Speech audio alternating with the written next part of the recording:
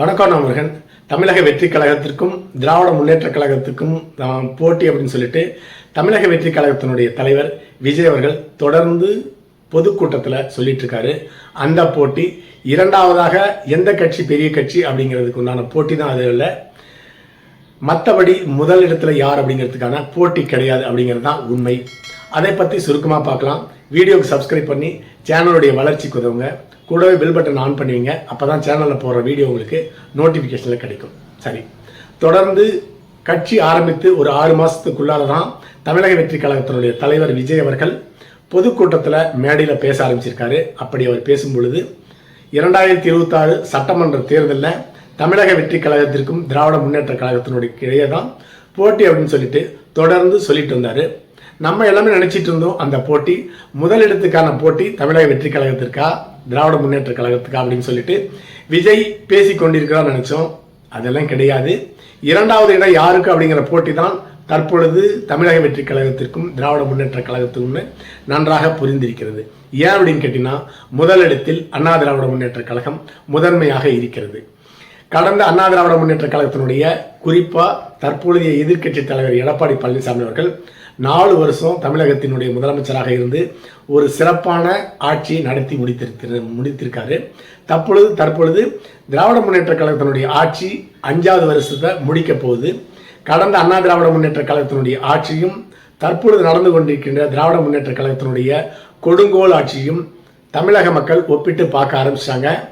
அப்பாடா, இந்த திராவிட முன்னேற்ற கழகத்தினுடைய ஆட்சி ஒரு வழியா நாட்டை விட்டு போனா போதும், மீண்டும் அண்ணா திராவிட முன்னேற்ற கழகத்திற்கு, அதாவது தற்போதைய தமிழகத்தினுடைய எதிர்க்கட்சி தலைவராக இருக்கின்ற எடப்பாடி பழனிசாமி தான் மீண்டும் முதலமைச்சராக ஆக்கணும் அப்படின்னு சொல்லிட்டு மக்கள் எதிர்பார்த்துட்டு இருக்காங்க. ஏன்னு கேட்டீங்கன்னா, தமிழகத்தில் நடக்கின்ற திராவிட முன்னேற்ற கழகத்தினுடைய ஆட்சி அனைத்து வகையிலும் தோல்வி அடைந்த ஆட்சி தான் அதற்கு காரணம்.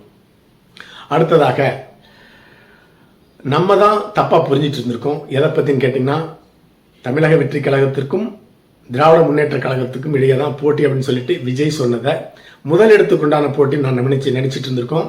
ஆனா விஜய் அவர்கள் மிக தெளிவாக இருந்திருக்கின்றார். கள நிலவரம் என்ன நல்லா தெரிஞ்சிருச்சு. அதனாலதான் 2வது இடத்துக்கான போட்டி என்று அவர் முடிவெடுத்து பேசியிருக்கிறார். நாம் தான் தவறாக யூகித்துக் கொண்டிருக்கின்றோம். அடுத்ததாக தமிழக வெற்றி கழகத்தை பற்றி, அந்த கட்சியினுடைய நிலைப்பாடு பலத்தை பற்றி கரூருக்கு முன் கரூருக்கு பின் என்று எடுத்துக்கொள்ள வேண்டும். அந்த சம்பவத்தில் 41 பேர் தமிழக வெற்றி கழகத்தினுடைய தலைவர், அதாவது சூப்பர் ஸ்டார் விஜய் பார்ப்பதற்காக அந்த கூட்டத்தில் ஆயிரக்கணக்கான மக்கள் வந்திருந்தாங்க. அந்த கூட்டத்தில் 41 அப்பாவி உயிர்கள் பறிபோய்விட்டது. அப்படி மரணம் அடைந்த உடனே தமிழக வெற்றி கழகத்தினுடைய தலைவர் கரூரிலிருந்து வெளியேறி தன்னுடைய சொந்த வீடான சென்னைக்கு புறப்பட்டு சென்று விட்டார்.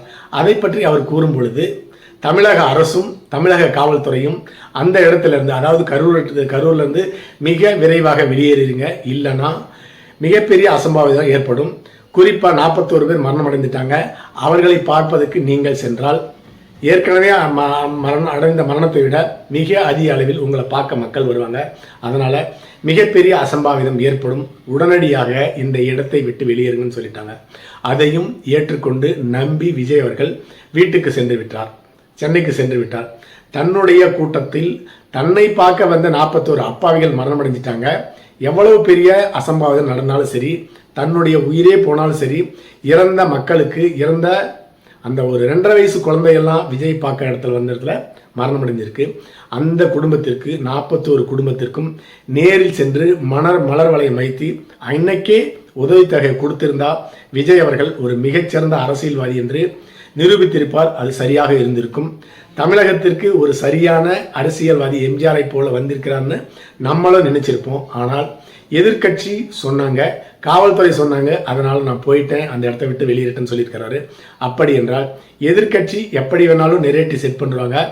அதை நாம தான் அரசியல் சாதுரியமாக செயல்பட்டு சரியான முடிவை எடுக்க வேண்டும். அப்படி சரியான முடிவை எடுக்காமல் இப்படி தவறாக நடந்து கொண்டதின் காரணமாக ஒரு நல்ல அரசியல்வாதி கிடையாது, இல்லை என்று விஜய் அவர்கள் நிரூபித்திருக்கின்றார். அடுத்ததாக தன்னையே காப்பாற்றிக் கொள்ள இயலாத விஜய் அவர்கள் தமிழக மக்களையும் தன்னுடைய தொண்டரையும் எப்படி காப்பாற்றுவார் என்று நினைக்க தோன்றுகிறது. ஏன்னா தன்னுடைய உயிர் தான் முக்கியம் அப்படின்னு சொல்லிட்டு கரூரிலிருந்து வெளியேறி சென்னை திரும்பிவிட்டார். ஒரு மாதம் விஜயனுடைய ஃபோனும் விஜயனுடைய இரண்டாம் கட்ட தலைவர்களுடைய ஃபோனும் சுவிட்ச் ஆஃப் செய்யப்பட்டிருந்தது. அதே போலவே ஒவ்வொரு மாவட்டத்தில் இருக்க வட்டம் மாவட்டம் எல்லா தலைவர்களும் சுவிட்ச் ஆஃப் பண்ணிட்டு அங்கங்கே வெளியேறிட்டாங்க. இப்படிப்பட்ட நிலையில தான் ஒரு மாதம் கழித்து உச்சநீதிமன்றத்தில் தீர்ப்பு வந்த பிறகு ஓரளவுக்கு ஆறுதலான தீர்ப்பு வந்த பிறகு வெளியே வந்து ஒரு 2 நிமிஷ வீடியோ டிஜிட்டல் ஊடகங்களாக வெளியிட்டிருக்கிறார். அப்பையும் நேரில் சென்று இன்றளவும் சந்திக்கவில்லை. 2 மாதத்துக்கு மேலே ஆயிடுச்சு சம்பவம் நடந்து. இன்னும் கரூரில் மக்களை பாதிக்கப்பட்ட மக்களுடைய குடும்பத்தை சந்திக்கவில்லை. ஆனால் அதற்கு பதிலாக பாதிக்கப்பட்ட மக்களை சென்னைக்கு வரவழைத்து ஹோட்டலில் சந்திச்சிருக்காரு. இவர் எப்படிப்பட்ட மோசமான அரசியல்வாதி என்று நீங்களே புரிந்து கொள்ளலாம்.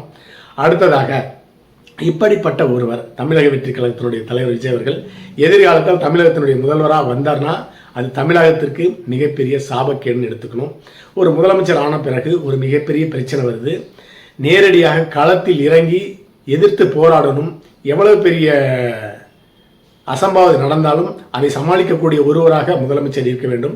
அப்படிப்பட்டவர் தான் ஒரு மாநிலத்தினுடைய முதல்வராக வந்தால் அந்த மாநிலத்திற்கு நன்மை சேர்ப்பதாக இருக்கும். அதை விட்டுட்டு அந்த இடத்திலிருந்து தாம் முதல்ல வெளியேறணும் அப்படின்னு நினைக்கிறவர் ஒரு மக்கள் தலைவராக ஒரு மாநிலத்தினுடைய முதல்வராக இருக்க முடியாது என்பதுதான் என்னுடைய கருத்து. அடுத்ததாக கரூர் சம்பவம் தான் விஜய் அவர்களை அரசியல்வாதியாக காப்பாற்றியிருக்கிறது எடுத்துக்கொள்ள வேண்டும்.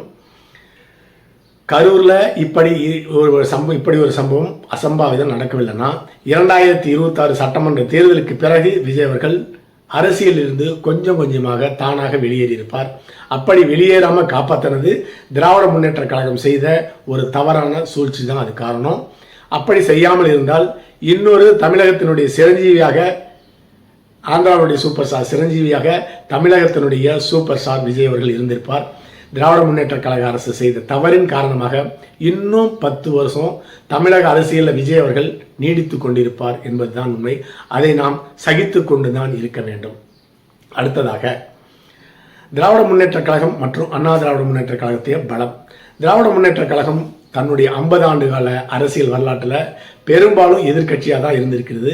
குறிப்பாக முன்னாள் முதலமைச்சர் கருணாநிதி அவர்கள் அதிகப்படியான காலம் தமிழகத்தினுடைய எதிர்க்கட்சி தலைவராக இருந்திருக்கின்றார். ஒரு சிறந்த எதிர்க்கட்சியாக திராவிட முன்னேற்ற கழகம் மிக அருமையாக பணியாற்றியிருக்கிறது அப்படிங்கிறத உண்மை. தொடர்ந்து தோல்வியில் ஏற்பட்டாலும் துவண்டு விடாமல் மக்கள் பிரச்சனைக்காகவும் போராடுகிற ஒரே பெரிய கட்சி இந்தியாவிலேயே திராவிட முன்னேற்ற கழகம். ஆனால் ஆளுங்கட்சியாக அந்த கட்சி சிறப்பாக என்றுமே செயல்பட்டது கிடையாது. தொடர்ந்து துவண்டாலும் வெற்றி பெறும் கட்சி தான் திராவிட முன்னேற்ற கழகம். அதே போலவே அண்ணா திராவிட முன்னேற்ற கழகம் ஜெயலலிதா தலைமையில் தொடர்ந்து தோல்வி அடைந்தாலும் மீண்டும் மீண்டும் போராட்டங்கள் மக்களை சந்தித்து அண்ணா திராவிட முன்னேற்ற கழகம் தன்னை வளர்த்து கொண்டிருக்கிறது. ஆனால் விஜய் அவர்கள் முதல் சம்பவத்திலேயே இன்னும் அரசியல்வாதியாக ஒரு மிகப்பெரிய சம்பவம் நடந்தும் அதிலிருந்து பாடம் கற்றுக்கொள்ளவில்லை, தன்னையும் வளர்த்து கொள்ளவில்லை. அதற்கு காரணம் சரியான அரசியல் ஆலோசகர் இல்லாதது மட்டும் இல்லாமல் விஜய்க்கும் சரியான அரசியல் தெரியவில்லை. இதை பெரிய அளவில் கற்றுக்கிட்டு ஒரு 50 வருஷம் அரசியல் இருந்துட்டு அப்புறமா அரசியல்வாதம் அவசியம் கிடையாது. நல்ல ஆலோசகர்களை சிறந்த பாடத்தையும் நிறைய பத்திரிகையை படித்தாவே தெரிஞ்சுக்கலாம். அப்படி இருந்தும் விஜய் அவர் அதை படிக்கவில்லை. உதாரணத்துக்கு தற்பொழுது தமிழகத்தினுடைய முதலமைச்சராக இருக்கின்ற திராவிட முன்னேற்ற கழகத்தினுடைய முதலமைச்சர் ஸ்டாலின் அவர்கள் ஒரு 40 வருஷத்துக்கு மேலே தன்னுடைய தந்தையினுடைய அரவணைப்பில் மிகச்சிறந்த அரசியல்வாதியினுடைய மகனாக இருந்து சரியான அரசியலை படிக்கவில்லை. அதனால தான் தொடர்ந்து தமிழகத்தில் தவறான ஒரு முதலமைச்சராக செயல்பட்டு கொண்டிருக்கின்றார். 50 வருஷம் இருந்தாலும் சரி, 100 வருஷம் இருந்தாலும் சரி, சரியான பாடம் கற்கும் மனநிலையில் இல்லைனால் எந்த வகையிலும் அவர்களால் சிறப்பாக செயல்பட முடியாது. அப்படிங்கிறதுக்கு உதாரணம் தமிழக முதலமைச்சர் மு க ஸ்டாலின் அவர்கள். அதே போலவே நடிகர் விஜய் அவர்களும் தமிழக வெற்றி கழகத்தினுடைய தலைவர் விஜய் அவர்களும் எதிர்காலத்தில் சிறந்த அரசியல்வாதியாக வர முடியாது என்பதுதான் உண்மை. இன்னும் மக்களை விஜய் அவர்கள் சந்திக்கவில்லை. கூட்டத்தில் மக்களை சந்திச்சா போதாது, ஒரு அருமையான சந்தர்ப்பம் கிடைச்சது. தன்னை பார்க்க வந்த 41 அப்பாவிகள் இறந்து விட்டார்கள். அவர்களுடைய ஒவ்வொரு வீட்டுக்கும் சென்று மாலையை போட்டு சந்திச்சு ஆறுதல் சொல்லியிருந்தா உண்மையாகவே ஒரு சிறந்த அரசியல்வாதியாக மக்களை சந்திச்சிருக்காருன்னு ஒப்புக்கொள்ளலாம். ஆனால் ஆயிரக்கணக்கான மக்கள் கூடிய இடத்துல வேனில் நின்று பேசிட்டு ஒரு 10 நிமிஷம் பேசிட்டு போயிடுறாரு. மணிக்கணக்கில் கூட பேசுவது கிடையாது. இன்னும் மக்களை சந்திக்காத அரசியல் தலைவர், தேர்தலை சந்திக்காத அரசியல் கட்சி, கூடுற கூட்டம் எல்லாமே ஓட்டா மாறும் நம்பிக்கிட்டு இருக்க விஜய் அவர்களுடைய இந்த நினைப்பு 2026 சட்டமன்ற தேர்தலில் காணல் நீராக தான் மாறப்போகிறது. அடுத்ததாக இந்த போட்டி தமிழக வெற்றி கழகத்துக்கும் திராவிட முன்னேற்ற கழகத்துக்கும் இடையே நடக்கிற 2026 சட்டமன்ற தேர்தலில் நடக்கிற போட்டி 2ஆம் இடம் யாருக்கு அப்படிங்கிற போட்டிகளில் முதலிடத்து போட்டி தானே ஒழிய முதலிடத்துக்கான போட்டி கிடையாது. ஏற்கனவே நான் சொன்னதை போல தமிழகத்தினுடைய அண்ணா திராவிட முன்னேற்ற கழகத்தினுடைய கடந்த கால ஆட்சியும் தற்பொழுது நடந்து கொண்டிருக்கிற திராவிட முன்னேற்ற கழகத்தினுடைய ஆட்சியும் மக்கள் ஒப்பிட்டு பார்க்க ஆரம்பிச்சிட்டாங்க. தற்பொழுது திராவிட முன்னேற்ற கழகத்தினுடைய ஆட்சி ஒரு காட்டான ஆட்சி, எல்லா துறையிலும் தோல்வி அடைந்த ஆட்சி, ஊழல் மட்டுமே தொடர்ந்து நடந்து கொண்டிருக்கிறது இந்த ஆட்சி. இந்த ஆட்சியை வீட்டுக்கு அனுப்ப தமிழக மக்கள் தயாராகிவிட்டார்கள். அடுத்த பதிவில் சந்திக்கலாம். நன்றி.